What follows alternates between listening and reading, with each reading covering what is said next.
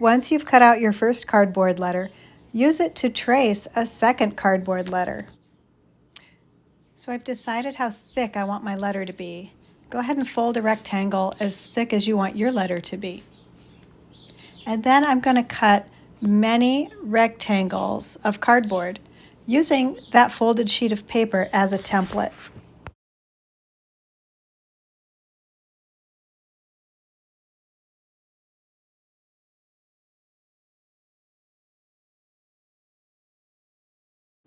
I've taped those pieces of cardboard together on the front and back to keep them strong, and now I'm going to start to tape them to the side of my letter. This is going to create the thickness of my letter. Try to tape this cardboard on really smoothly, using tape all the way along the way to hold your cardboard pieces together. I'm going to show you how to score the cardboard.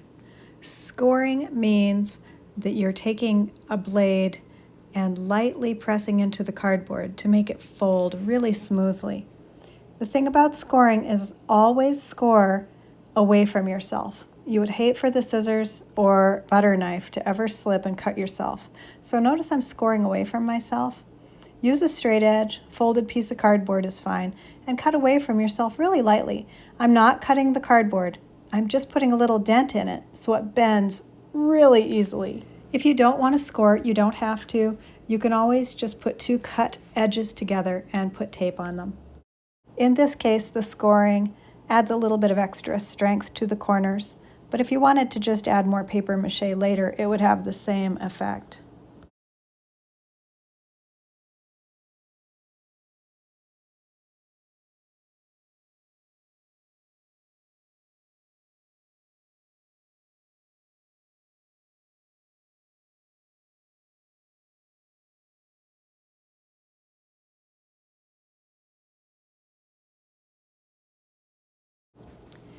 Make sure to use tape on the outside and on the inside of these cuts, just to give it a little extra strength.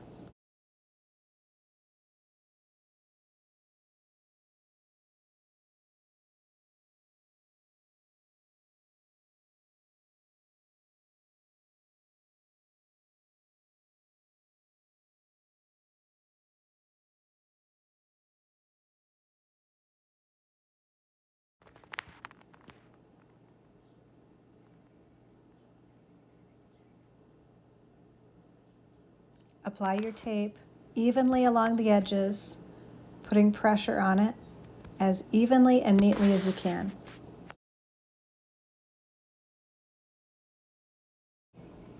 Notice I've also built that inside triangle for the A.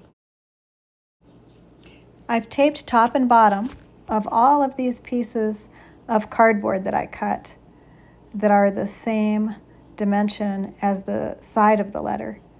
And I'm going to zigzag fold these and I'm going to tuck them inside the letter. The reason is, once my cardboard gets wet with paper mache paste, these letters tend to get really soggy and they tend to sag and they tend to crumple inside. But if I have this core of zigzags, when my letter gets wet with paper mache paste, it will not sag and it will not deform. It'll remain strong and it'll remain equal thickness the whole way. It may take a bit of folding and fussing to get these zigzags to lay evenly inside of your letter. Here comes the easy part, cleanly taping your second letter onto the top. Just keep it really tidy and clean. Run your tape along all the edges. Now I'm going to carefully try to tape the cardboard together in the center of this A. I could also do this later with my paper mache strips. It's been done both ways with success. It just takes a certain amount of care and patience to get into these small voids. Take your time. It's definitely not a race, and neatness really does help your final project look good.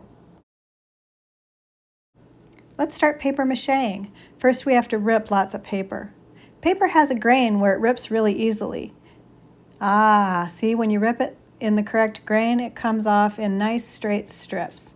Now if I go against the grain, I get these weird little zigzag breaks.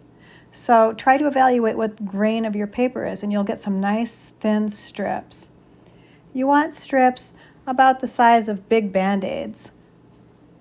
And you're going to need a lot of them. So sit and enjoy yourself and listen to some music and rip up a bunch of paper and use that grain of the paper to your advantage. Let's make up some paste. There's lots of ways to make paste. I can use wallpaper paste, which is what we will be using at Apollo.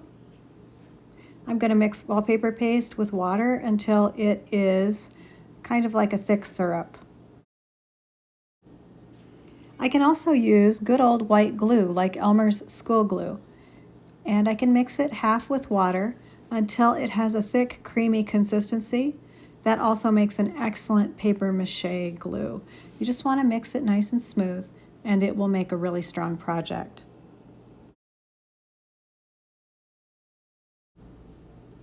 I can also use white flour, or any flour for that matter, to make a nice paste. I'm going to add water and mix it until it's about the consistency of gravy. And mix it smooth. The only thing with this is that you want to keep it in the refrigerator because too many days out and it will start to get a bit of an odor. Just keep it in the fridge and it'll be fine.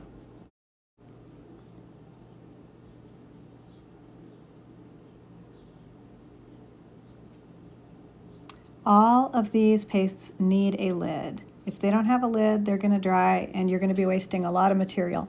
So make sure you keep a lid on them. Let's start paper macheing. These are all great pastes. None is better than the other.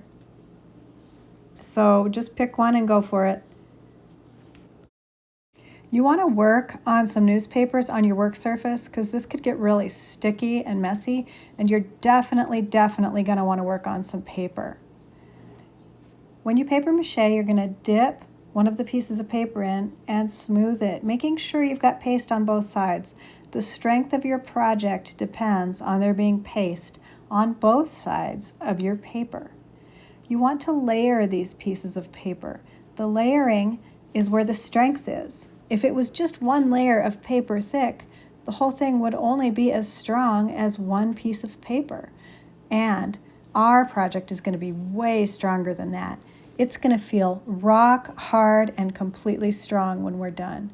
And in order to achieve that on this smaller project, you really want to shoot for a coverage of 3 to 5 layers of paper that are dipped both sides in the paste. And they have to overlap each other because it's those overlaps that create the strength. Make really sure you're overlapping the paper and you're getting paste on both sides. And then notice that I'm taking the extra paste off with my fingers. Your fingers are going to get dirty. You are going to get sticky. And that is basically the price of doing a paper mache project. But in the end, you're going to have a really neat, strong sculpture. Notice I'm going around these edges in a very tidy fashion. Don't let there be any ugly wrinkles. Keep it nice and smooth and just keep overlapping the pieces of paper. Let's look at doing a tidy corner. Lay the pieces of paper over each corner in a very tidy fashion, almost as if you were wrapping a gift. Don't crumple them on there and don't let there be any wrinkles. You really want them on there as flat as possible. Oh, look at that ugly wrinkle. No way. Something like this has to be peeled back unless you want your project to look like a bit of a mess. So if you've got some ugly wrinkles, just go ahead and peel them back. Okay, dip a new sheet of paper and lay it on really flat. It'll be worth it. Your project will look like a really good quality piece of art. All right, let's try it smooth. Oh yeah, look at that. See, it's going nice and smooth over that corner. Keep on layering your paper mache until you've got 3 to 5 layers. You won't believe how strong your project comes out. And when it gets done drying, it's ready for the next step in decorating. And actually, it looks really great in itself too.